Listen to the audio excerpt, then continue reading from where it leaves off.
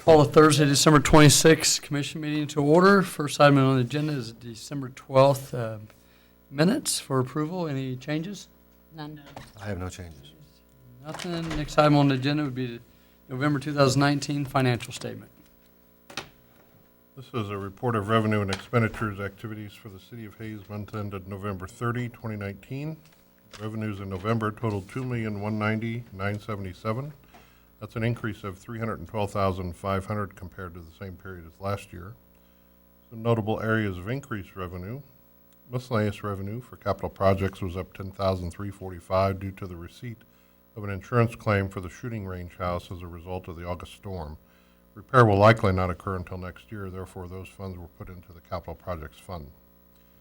Building permits and general government revenues were up $5,200 when compared to a year ago. Year to date, they are up $6,500. And month-to-date water consumption for November was up 30% when compared to a year ago. Water revenue was up 20% for the month, with conservation up 275%. That's not a typo. Conservation spiked due to the increased usage and fees, but we also experienced an unusual number of leaks both in commercial and residential. Billing clerk indicated they had made numerous courtesy calls throughout the month based on usage reports that were reviewed. Year-to-date, total water consumption is down 2.56% with total revenue up 4%. There were no significant revenue decreases when compared to a year ago. Expenditures in November totaled $1,853,421. That's a decrease of $400,000 as compared to 2018. Notable areas of increased expenditures when we compare to November of 18. New equipment reserve was up $37,954 for the approved purchase of a fire department SCBA air compressor.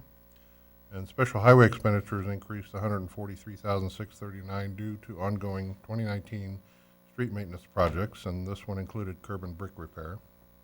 Notable areas of decreased expenditure. Commission capital reserves fell $39,000 due to the approved transfer to capital projects for the design of the Fourth Elm and Ash reconstruction this time last year. Health insurance premiums and employee benefits was off $148,000 due simply to the timing of billing due to the late Thanksgiving holiday this year. And water reserve project expenditures were down $377,000 due simply to the sandblast and repaint of water towers this time last year. Month-to-date, general fund sales tax collections were at $661,760, which is an increase of $79,500 or 13.7% compared to last year. Year-to-date, general fund sales tax collections are at $6,746,685, up $190,657 or almost 3%. The 6-month average is at 3.39, which is an increase of 2% when compared to a year ago. Excuse me. The report of top 10 quarter-to-date sales tax collections by classification was up $125,000 or 6.46% when compared to this time last year. The largest increase there, among them being in new and used car dealers. And upon further review, it was 3 major dealerships in town making the largest contributions to that increase. These top 10 now represent 75% of the total sales tax collections for November. And finally, the portfolio certificates of deposit on November 30, 2019 totaled $58.05 million with a weighted average interest rate of 2.3%, up 0.14 from a year ago. We purchased another Treasury note this month with a par value of $989,000 and a yield to maturity of 1.58. Total of U.S. Treasuries at par value is at 1.477 with a weighted average yield to maturity of 1.59. Total balance in the money market account on November 30 was $2.5 million with a current yield of 0.9, and total investments are up $6.47 million when compared to this time last year. I'll make a motion that we accept the financial statement for the month of November 2019. Second. Got a motion, second on the floor. Any questions? I was interested in that, those building permits. Is there any, do they decipher or break that down, what's like a housing start versus, general remodels? I believe they do. Yeah. I remember back, I think it was in the early 90s, mid-90s, where there hadn't been a housing start in months and months, and it was a big deal one time when somebody saw a house being started. It was kind of a lull there. I can't remember exactly what caused it, probably recessionary activity then, but it's good to see a lot of buildings still going on, a lot of remodeling. A lot of people are keeping busy. I bet a lot of that's from the storm. Possibly. Oh, yeah. Probably Shingling. taking that opportunity to do things. Thanks If for the this, report. if the number of vehicles that were in town the last 4 days, Mhm. last week, and through the weekend is any indication, we ought to see banner sales tax numbers. I mean, the mall was absolutely full, or Big Creek Crossing. Walmart was full, and downtown was full. So there was no place in this town where you had an opportunity to shop that people weren't shopping. And that's a really, really nice thing for our community. You mentioned the mall CID for November was up 6%. Wow, Wow, wow, that's awesome. What percent? 6%. wow. Very good. That's a great number. Super. Kim, Thank on you, Kim. I'm sorry, go ahead. Kim, on those courtesy calls on the water leaks, does that happen often? I know I had one at my place one time where they called me and told me, hey, you're way over last, month. Is that something they do often? Pretty much every week. So they're going through an exception report, and if there's ones that they feel that just don't look right, Sure. they might do a call out and have the service go back out and take another look, do another reading. If it reads the same again, then they might give a call. Just kind of depends on, they'll also look at history. There's a little bit of history on that Sure. exception report too. And so if they've had spikes, probably not a call, but if they've never had that kind of spike, then they'll make a call. I know for me, I really welcomed it. I mean, I knew I had a leak, but I didn't realize it was as bad as it was. And then when they called me, I definitely looked into it. And it was a huge savings as soon as we got it fixed. So, 95% of the time, it's a toilet. yeah, and, well, mine was. So, absolutely. As much company as I have, we were probably responsible for the increase. All right. All in favor of the motion, say aye. Aye. Aye. This is 4-0. Next item on the agenda is citizen comments. Mason, citizen comments?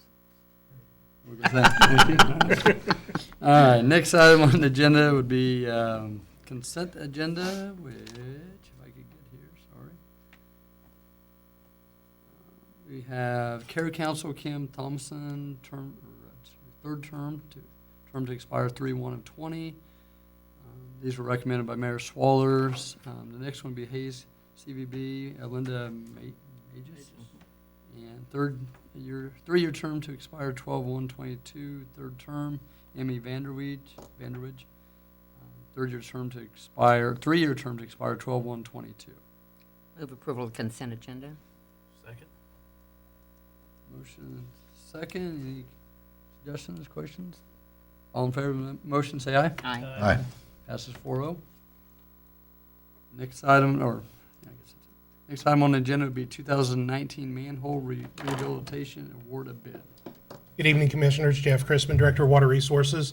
The Department of Water Resources has initiated a manhole rehabilitation program to lengthen the lifespan of manholes that we have identified as needing repairs.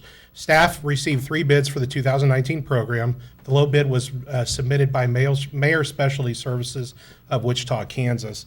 This is an overview map of the areas that we're going to be working on, and I'll get to a little bit closer view here in a little bit. There's 2 within the city limits and then 1 right next to the city limits on the east side. The one that's on the east side right there, that is just east of Hayes High School and just south of 13th Street. It is kind of one of our main interceptor lines on that side of town, about an 18-inch line. And then further down south, it grows a little bit as far as the size of the line. The second area is along Main Street.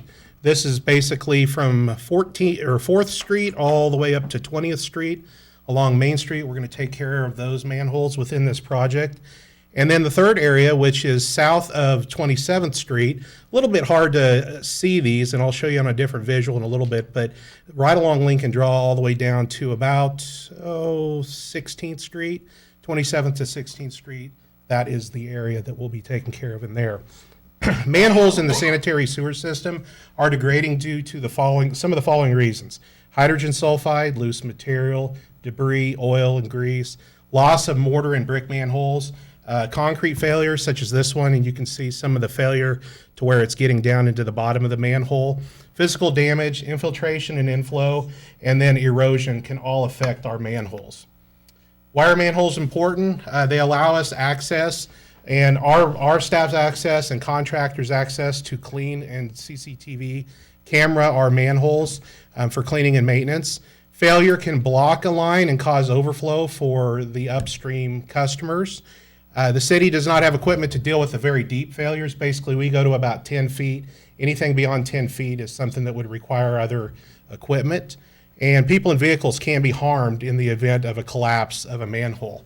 So what does this project address? Basically, it's the concrete or the brick along the inside of the manhole, and then that iron ring and lid on the top of the manhole, if necessary. Last week, one of the commissioners asked, how would we identify if a ring or lid needs to be replaced? Well, obviously, it would be a visual inspection. Say if a piece of equipment, a car, a truck ran over it in a certain area and it was damaged, that might tell us that it needs to be replaced. Also, that visual inspection of the concrete and or the brick itself, we may be able to notify or see that we've got stormwater that's coming into the manhole. So we want to make sure that those are sealed up properly, and that's some of the ways that we identify whether or not a ring or lid needs to needs to be replaced. Jeff, Yes, sir. I thought about this last week when you said this. So obviously vehicles drive on them all the time. So when you say that, is it because when they drive over them, it doesn't sit down correctly? Or, well, no, not necessarily that. Let's just say that the concrete around it may be failing. So around that ring and lid, so that might cause it to shift. And then they're very sturdy, so they Right. can handle traffic. Right. But after a certain amount of time, or certain things that drive over them could cause that issue. Okay, thank you. This is a similar picture as before. Basically, it's a before picture that shows that it needs to be rehabilitated, and you can see that the deteriorating concrete that is starting to settle in the bottom of that manhole. This is basically after rehabilitation. Basically what they do is they remove the loose material, and then they reline the outs or the inside of that manhole with a minimum of 1 inch thick. It's a cement, but it's basically reinforced with fiber. We want to restore it to a smooth surface. If there's any bricks that are missing or any voids, we want to make sure those are taken care of, so we stop the leakage of any water that's coming in. Our goal is to not treat any more water than we have to take care of. So stormwater sent down to the wastewater treatment plant causes us more treatment. This is a couple pictures of some things that we did in 2018. And in 2019, I have 3 of the 50 manholes here, and these are all brick manholes, and basically there's infiltration going on within these. The first 2, there's infiltration, and then there's some failing concrete and mortar on the bottom of this one that's causing some issues, and we want to make sure that those we take care of those, so we're reducing the groundwater that's getting into these, and then also taking care to make sure that nothing gets plugged up or stopped on the bottom. This is other visuals similar to what you saw before. There are 8 manholes east of Hayes High School, 17 manholes along Main Street, and then these are the 25 manholes along Lincoln Draw. And the biggest issue with those manholes, and you can see they're on both sides basically of Lincoln Draw, is those could be subject to stormwater events, and they are a little bit larger lines in there, so we do get a lot of things that do collect in there, so we want to make sure that those are taken care of and those are sealed up properly and functioning as they should. Staff issued an RFP for manhole rehabilitation, and the 3 contractors listed here responded. Utility maintenance contractors, I'll refer to them too because they did our work for last year. Mayor Specialty Services, and I have it highlighted in yellow there, the low bidder, and the Utility Solutions LLC. Mayor is out of Wichita, Kansas. They were the low bid, and they've done sewer line cleaning, the CCTV work for us. They've also done storm sewer work for us. And calling their references, as I mentioned last week, they were all very favorable, and they've done good work for us in the past before. I did mention utility maintenance contractors. This year, they bid, basically all these projects bid out at a vertical foot. So we have 50 manholes. If we add up all the depths, we have 550 total vertical feet. And I'll explain that a little bit more here in the next slide. Utility maintenance contractors, they bid $208 per vertical feet, $109 with Mayor, and then $135 was Utility Solutions. And last year, utility maintenance contractors, their price for that product was actually $180. So it was even more expensive last year. It's more expensive this year on their bid, but it's more than we would be bidding out for this year with Mayor Specialty Services. So as I mentioned, they bid $109 per vertical foot. In the memo, you may recall that we won't know necessarily what type of material they may use until they do a physical inspection They take a look at what's going on with the manhole. We want to do a pH test of that manhole to see what application would be best suited. MS2A is your basic application, and then it gets a little bit stronger as you go along. MS2C, high performance, and then as I mentioned last week, Zebron coating would be like a polyurethane. It's kind of like the product that we used to do our lining project recently with SAK. They would go in and line that manhole with that Zebron. And as you can see, that product there is almost $240 a vertical foot. In my research and in also talking with Mayor, about 75% of the time we can use MS2A product on manholes, and that does the job just fine, but there is possibility that we may have to use some of the other products. And as you can see, Mayor actually was the low bidder on the other products as well within this project. So kind of just to wrap up what the scope is, 50 manholes, like I mentioned, the vertical feet is 550 vertical feet. So at $109 per vertical feet, that's just under $60,000. The mobilization for their project's $1,500. The rings and lids, we've identified 10 of the 50 that we feel like that need to be replaced. That would be $4,500. And our total for the project's just under $66,000. And you'll note that our budget is $60,000, and that's why we're coming to you to ask to spend a little bit more tonight. The sewer would remain in service. There would not be any disruption of services. We would do our inspection like we did in-house last year, and then a standard warranty for workmanship and materials is a period of 1 year for this project. I did want to mention, like I did last week, back in September of 2018, I presented to the commission and we were approved to the budget up to $60,000. We completed 30 manholes last year. For the 2019 budget, which we're working on right now, or which we're doing right now within this year, it had already been approved when I did that presentation, so we still had it budgeted at $60,000. And as I mentioned last year, the Vice Mayor, Schwaller, had asked for us to accelerate the program. That's why we're asking you to accelerate up to the $100,000. And as I noted last year, our future programs for 2020 and future CIP, those are all listed at $100,000 within our budgets. So that is why we want to go ahead and accelerate it. So tonight, your options are to award the bid, provide alternate direction, or do nothing. And if you choose to, this is the action I would request. I mean, we authorize the city manager to enter into a contract with Mayor Specialty Services to complete the 2019 manhole rehabilitation program at a budget not to exceed $100,000 to be funded from the repairs and maintenance line item on the water reclamation and reuse budget. Second. A motion second on the floor. Any questions? Jeff, can you remind me, and I asked this question last year and I do not remember, how many manholes do we have? We have about 2,300 manholes.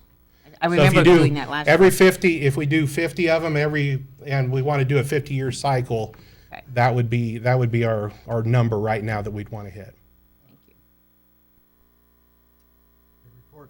Jeff, I think you mentioned one time because we use the low-flow toilets and shower heads, has some of the, I want to say this, that's part of our problem. It causes more problems with deterioration or not? No, not necessarily. No. Low flow has nothing to do with it. We have a program that we come to you and you approve every year to go in and do sewer line cleaning and CCTV work. And then from that work, we also do take care of taps. We make sure that we're doing our maintenance. Recently, we did that lining project. All those things that we're doing, even the point repairs that we've done, are part of our maintenance of our system. Okay. Manholes could deteriorate for those various reasons that I mentioned earlier. But sometimes it's the hydrogen sulfide gases that are in there. But it's just part of our maintenance program. It has nothing to do with low flow. The low flow causes issues with flushing flow. Moving. The more water you move, the more you're able to flush the lines. So we do have to have a pretty aggressive cleaning program to make sure the lines are clean. And then it also provides a concentrated waste stream. The more you dilute the water, the potentially can be easier to treat, but more concentrated get can be a little harder to treat. So that's where the low flow comes in. Do you see other cities being aggressive like this? Like Yes. we are? Yes.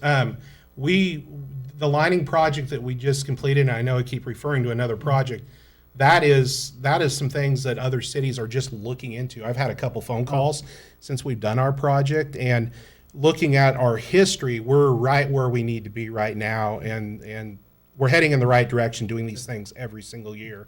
Because 20% of our, doing cleaning and CCTV work of 20% of our lines each year, that is a good standard to set. Yeah, well, I know, I mean, it's something that people don't really see, but it's one of the most important projects we do, all year, so, Absolutely. very good. Okay, all in favor of the motion, say aye. Aye. Opposed, nay. Passes 4-0. Thank you, Jeff. Next item on the agenda, Vine Street reconstruction, 13th Street to bypass, KDOT agreement. Good evening, Commissioners. John Brown, Project Manager. In July, the city received a $1 million KDOT City Connecting Link Improvement Program grant, otherwise known as CCLIP, for the reconstruction of Vine Street south of 13th Street to the south city limit. The project is estimated to cost nearly $4 million and is scheduled for construction during the 2022 construction season. The governing body is asked to authorize the mayor to enter an agreement with KDOT setting forth the terms and provisions for accomplishing this project. This project has been on the capital improvement program for many years. In the CIP, the capital improvement program for the 2020 budget, it is programmed for construction in 2022. In March of 2019, city staff applied for the CCLIP grant from KDOT to help fund the cost of the project. And in July, the city was awarded $1 million toward the cost of that project. The project includes the replacement of concrete pavement, select areas of curb and gutter, sidewalk ramps, pedestrian signal lights at 8th Street, storm sewer inlet tops, and pavement markings. As I mentioned previously, the project begins the south city limit, which includes the intersection of Vine Street with the 183 bypass, and proceeds north through the 8th Street intersection, where I mentioned we would be upgrading the signal lights to have push-button activated pedestrian crossings, which it doesn't currently have.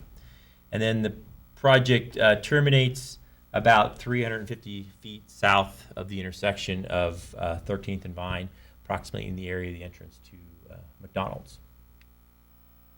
To formalize the responsibilities of both the city and KDOT, they've provided an agreement to be executed by the mayor, which includes the key elements of being a KDOT-let project. The KDOT would advertise, open to bids in Topeka, and administer the project.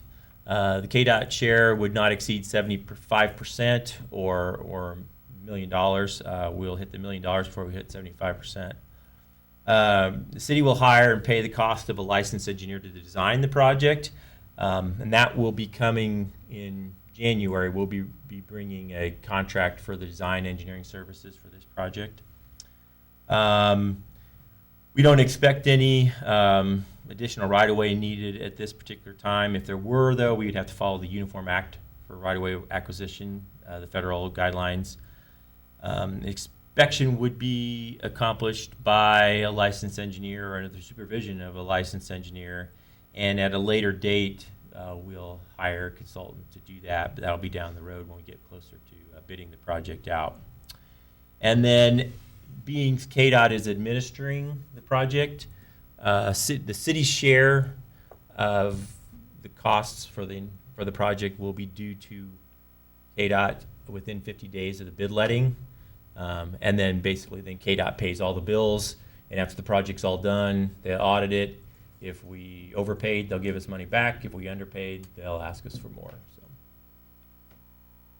as far as the schedule goes, we need to get the project agreement to KDOT as soon as we can, if you choose to execute that tonight. As I mentioned also, we'll be hiring a design engineer in January then. Pre-design plans are due in March. Other plans are due at various stages throughout the year, and we would be November of 2021 bid letting for construction in the 2022 construction season.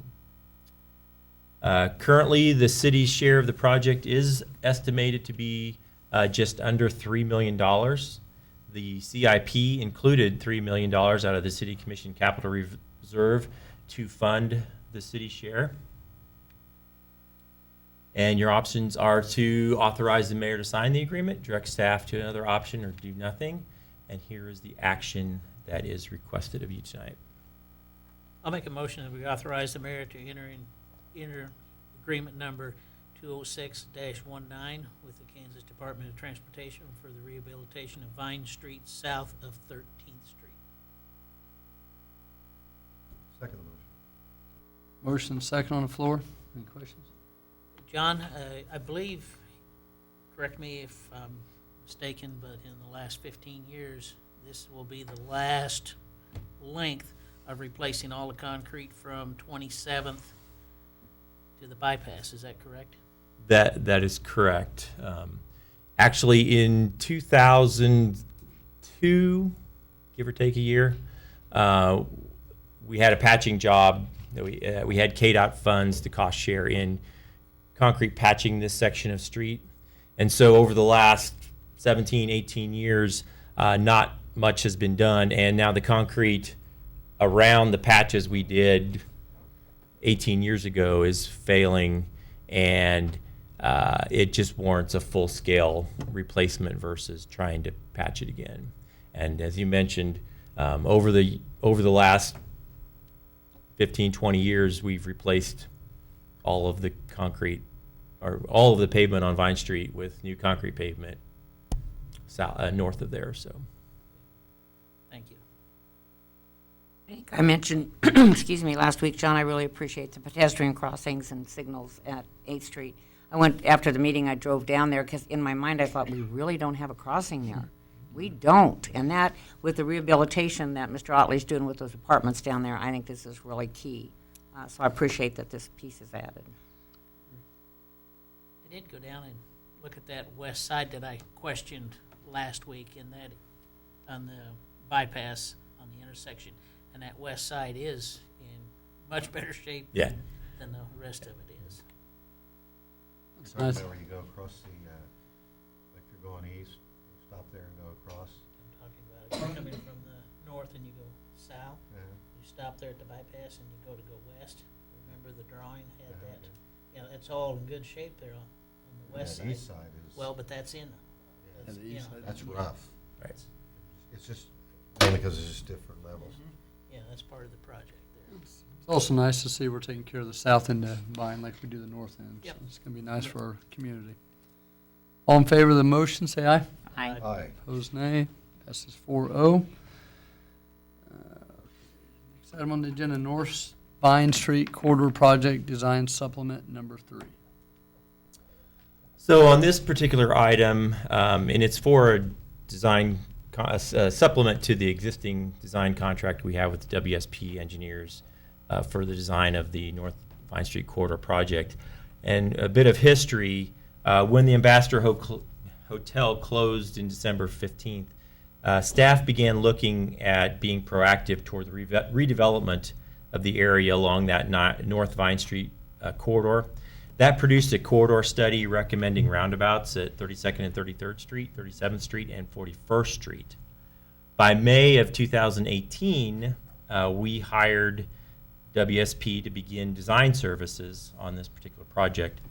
Shortly thereafter, we added services to make the application for a federal build grant.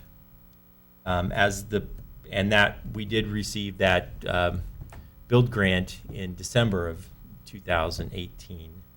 And as the project further developed, there were other design supplements necessary as the scope of work increased related to the design of the roundabouts. The design supplement 1 in April of 2019 was for right-of-way acquisition support services that were not part of the original agreement. We really had no way of knowing exactly what would be required for right-of-way when the initial design agreement was drafted, and so that was left out of it. It wasn't like we missed the mark, we just completely left it out. And then, so design supplement 1 added those designs, right-of-way acquisition support services into that. And then design supplement 2 was for engineering support associated with the February 2019 open house that we held, and then some additional survey that was required for the project. And there have been several major changes to the scope of the project that warrant a third supplement to the design agreement. The first is a change from being a city-let project to a federal project with the build grant. Due to the build grant, this resulted in many additional hours of project management and coordination for WSP engineers. It has also resulted in many additional sheets being necessary in the plan set. The second is the addition of a fourth roundabout at the eastbound off-ramps of I-70. The third is the addition of reconstructing the west frontage road and adding sidewalk along the west side of Vine Street. There was also some additional engineering associated with the extension of 37th Street west to Skyline and designing a water line to loop the water main from Vine Street back to Skyline. That wasn't part of the original scope of the project. And there were some other minor changes in scope at the last minute that changed the design of the side road in the area of the 24/7 fuel station and the old hotel parking lot that required some additional easement tracks and other stuff. So the engineering costs associated with those changes totals nearly $201,000. You can see that on supplement number 3 there.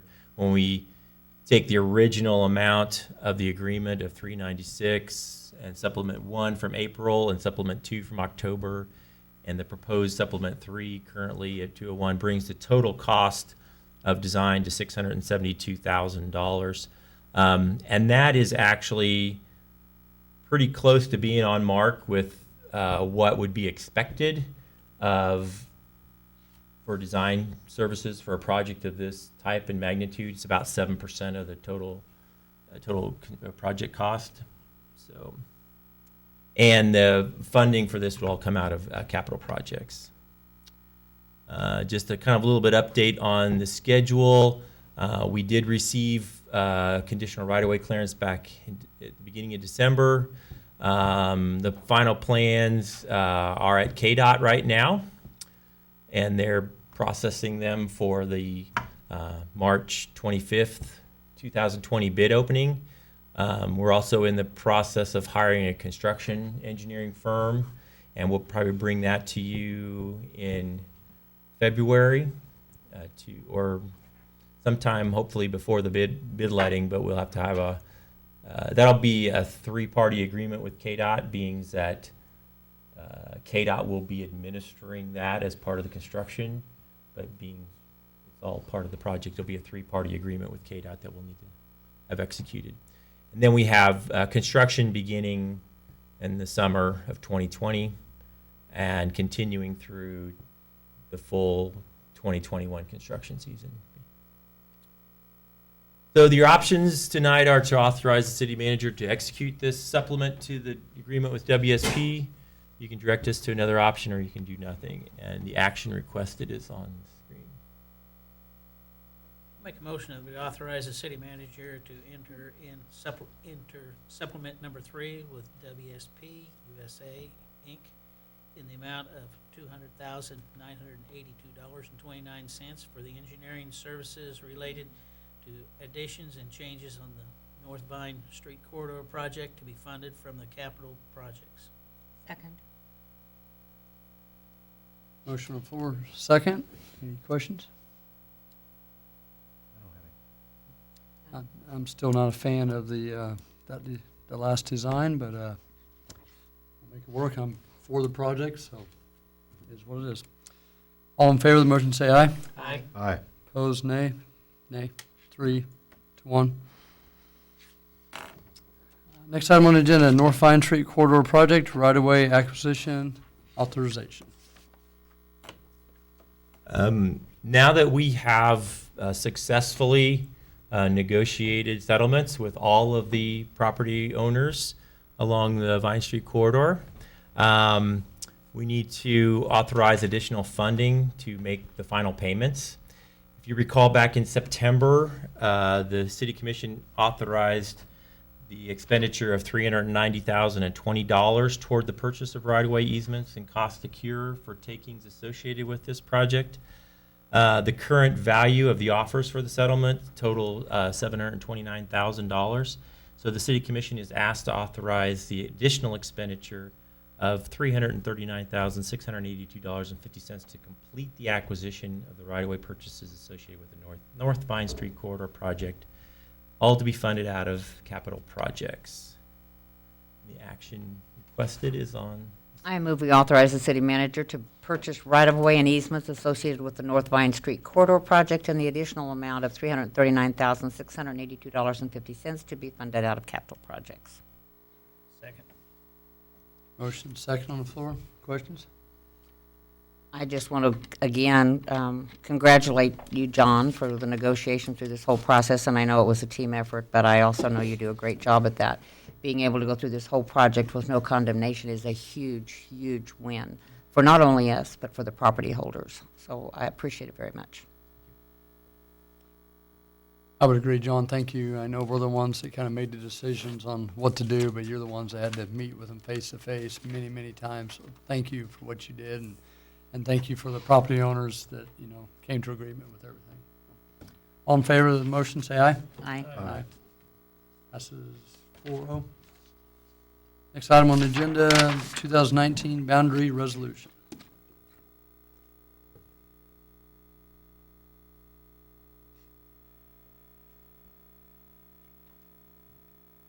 Good evening, Commissioners. Kim Rupp, Director of Finance.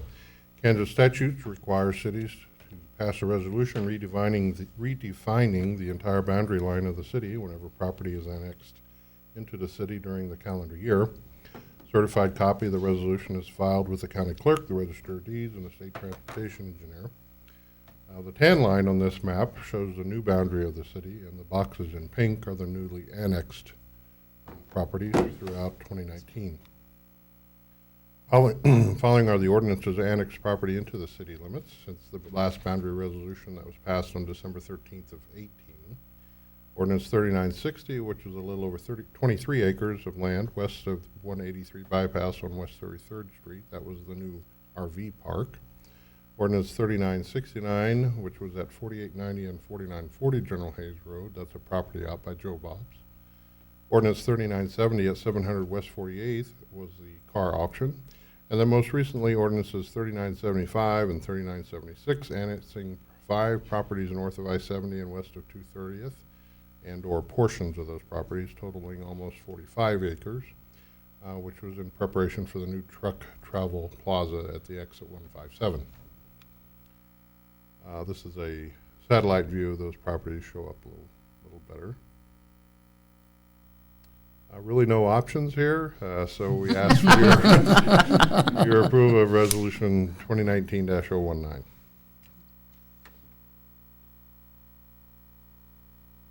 I move we approve the resolution 2019-019 redefining the boundaries or corporate limits of the city of Hays, Kansas. Second. Motion and second on the floor. Questions? Yes, sir.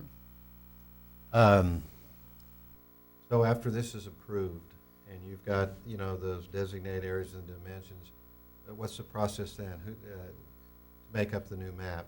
Is that done in-house, or do you have to send that I off? believe GIS will get the resolution and apply those to the new mapping, yes. Can you do that in-house? GIS, yes, in-house, yes. We used Ritter to redefine the resolution, and then that's passed on to GIS. And I think you mentioned last week, this is the most property we've annexed in 1 year ever. Mayor Schwaller mentioned, Mayor yes, Schwaller. and as I thought back throughout my 12 years here, that's probably the most we've put into the city, yes. That's really over the last exciting. 12 years That's anyway. exciting, It's great for Hayes. absolutely. What about all, when that north of I-70 corridor was annexed? That was quite a bit of land land added. Likely, that predates me, but yes, that would likely be. Doesn't predate Commissioner. You should remember that. Well, you're wrong on this, too. All right. All right. All in favor of the motion, say aye. Aye. Aye. Passes 4-0. Thank you. Thank you, Kim. Next item on the agenda is progress report. Toby Doherty. Toby Doherty, City Manager. The combo site continues to be a huge asset for Hayes residents. Annually, we average about 1,000 tons of compost being produced. Of that 1,000 tons, we take approximately 300 tons to the Parks Department for their usage, and then another 50 tons is typically hauled out to the airport for usage out there, and the rest is stockpiled for the general public, and it's provided free of charge.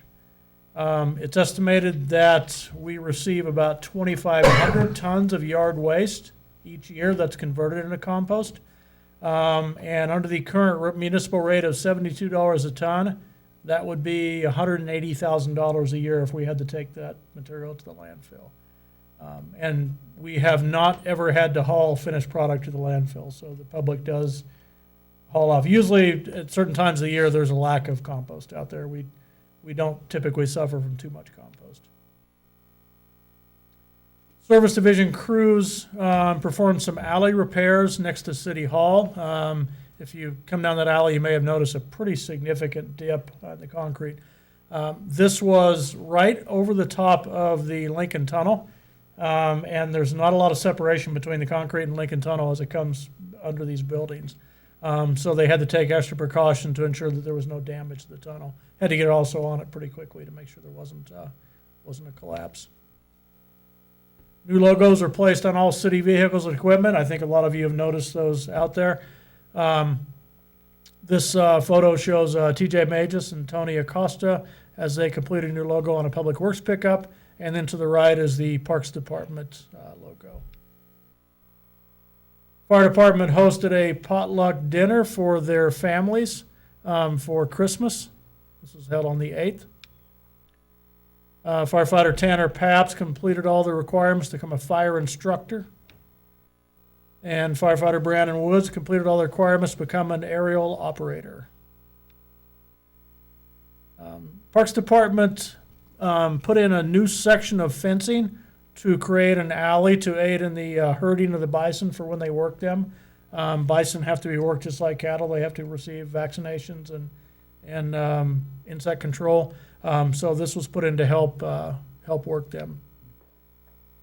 And then they also did receive their fall vaccinations this year, utilizing the new penning process. Frontier Park, you may have noticed on South Vine Street there was a Welcome to Hayes sign that disappeared.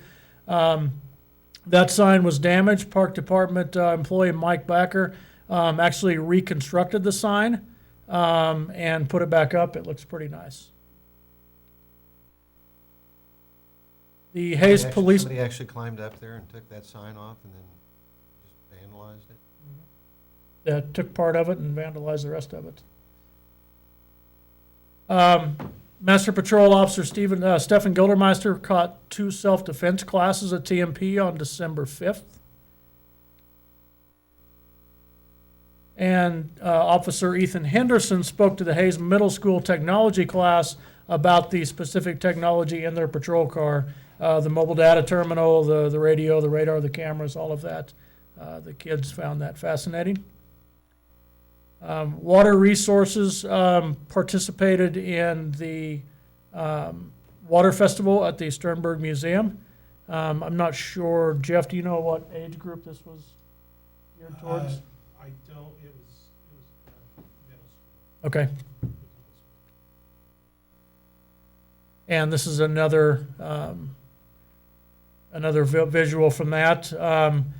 So on the left, you have some water quality information, and then on the right, Dale Yonker with NRCS is giving a demonstration on the importance of soil health.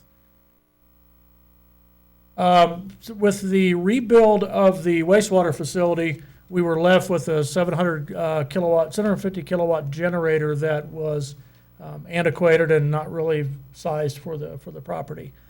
So city staff sold that on Purple Wave Auction. A group out of Florida bought it. Part of the deal was they had to come get it and remove it from the building and haul it off, which means they had to take the wall down of a building. They did a very good job, and Water Resources staff is now going to repurpose that building as storage. So we are glad to see somebody else get some use out of it. Brandon Cooley, the Hayes Convention and Visitors Bureau, took some aerial photographs this year during the Fort Hays Tigers football games. And working with Fort Hays State University, we created, Convention and Visitors Bureau created 2 prints, poster-sized prints, that the Fort Hays State is going to actually sell for $30 a piece. And then the proceeds are going to benefit Fort Hays State Athletics. There's 2 different aspects of the photograph, but they're both very striking photographs. And so I kudos to Melissa and Brandon on this. CVB was a contributing sponsor of Frost Fest, and Melissa assisted the DHTC board president in drawing the winners for the Downtown Dollar giveaway. You may have noticed some work on Old 40. We put shoulders on each side of the roadway, hopefully to keep more of the traffic on the roadway and to limit some of the rutting that takes place as the traffic rolls off. We did this on 8th Street last year, east of Vine Street, and it seemed to work out pretty well. Another picture of that.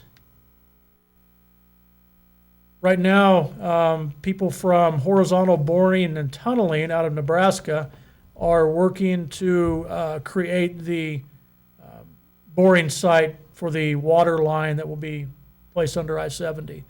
Right now, they're doing all the preparations, and then they will put a 24-inch steel casing underneath I-70, and then the water line will be run through the steel casing. So in the future, if the water line breaks under the interstate, you don't have to dig. You can just pull the sections out of the casing and then replace it. That's all I have. You have any questions? What did they, it almost looks like they're doing the same thing with the shoulders on, I believe it's 10th Street, right where the old depot used to be, right off of Elm.